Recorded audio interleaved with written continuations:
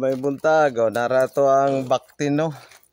Para sa Barangay Misaoy. Ito ang livelihood program.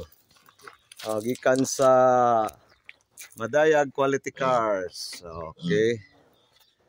Ato ning dalon o Barangay Misaoy.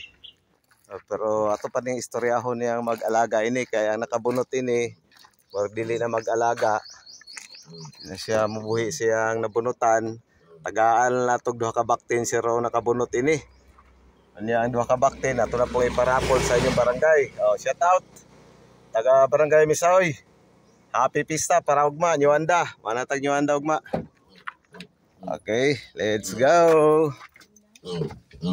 Atong baktin. Idihato na ito nino. Istoryahon pa na itong nakabunot na ni. Kung kinsa iyang paalagaon. Kasi may nakabunot bilang respeto sa iyaha.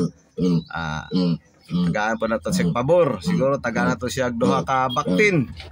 Hindi mga anak na niya ito ang baktin yan. Duha ka baktin. Ato na po iparapol na sa Barangay Misaoy. Shout out.